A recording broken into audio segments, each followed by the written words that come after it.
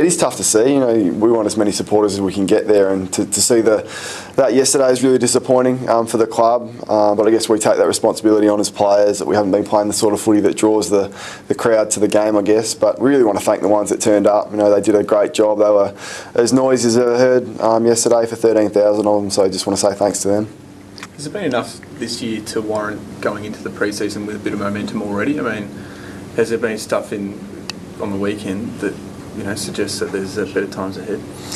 Yeah, well, certainly we there's been signs. You know, we've played some really good footy in patches. Even sort of the third quarter yesterday was a little taste of what we can achieve, and we've done that throughout the year. Our problem has been we haven't been able to sustain it. So there's going to be I'm assuming there'll be a big emphasis on getting another pre-season, another building our fitness base as a group, and also working on our skill level and developing that to another level, because that hasn't been good enough this year. But hitting that, sort of doubling the wins from last year, is that a little milestone that the players have talked about, or is it just something that would be nice? Yeah, not so much that we've talked about, but I think it'd be nice. Obviously, 3 wins is pretty average in anyone's language, but to get 6 and to double that would be a very small milestone, and finish off the season with something to talk about, I guess. Kane, how much are injuries and suspensions hurting the club? You're sort of reaching the bottom of the barrel as far as numbers are concerned. Yeah, a little bit. I think it's probably the case with some other clubs. At this time of the year, it does get difficult to field a side, especially when you realise you can't make finals and some guys going for surgery. But there's still a lot of guys to choose from. As I said, there's a couple of guys that played really well in the SANFL, but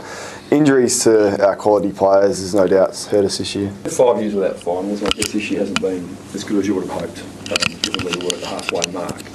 How far back is it to get this club back to playing finals again? Yeah, it's a really difficult call. Some clubs are able to turn it around really quickly, as we've seen Adelaide and West Coast do that. So certainly there's that carrot there dangling for us that there is a possibility to do that.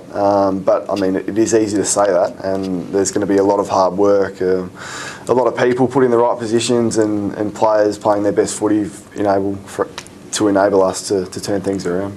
A couple of weeks ago, your brother said he was worried about sort of the medium, long-term future of the footy club. Do you share any of those fears, or? Well, we certainly want to start winning some more games of footy and playing a better brand of footy, but in terms of being worried about the club or anything like that, that hasn't really crossed my mind. I think everyone's working as hard as they ever have to turn the place around, and we've got some really good people at this footy club that aren't going to let anything sort of bad happen. So it comes down to a lot of hard work and the people in the right places, and we'll be fine. Do you feel people in the right? Sorry.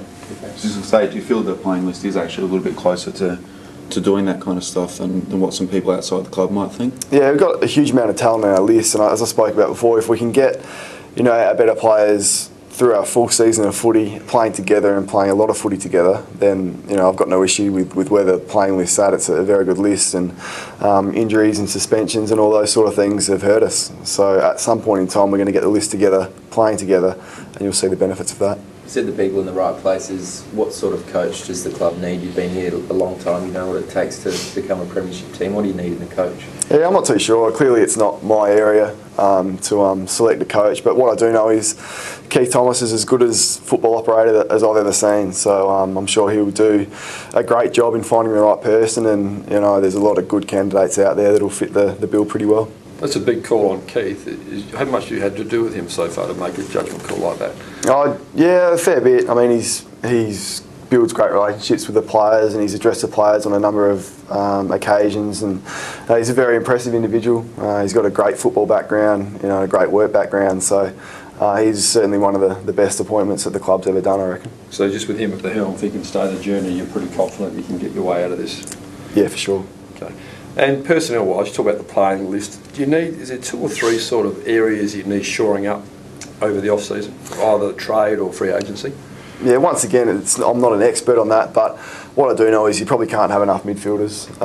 We've seen the top sides have 8, 9, 10 guys that rotate through that midfield. So, quality midfield, builds a quality team. So I'm assuming that'd be an area that we focus on.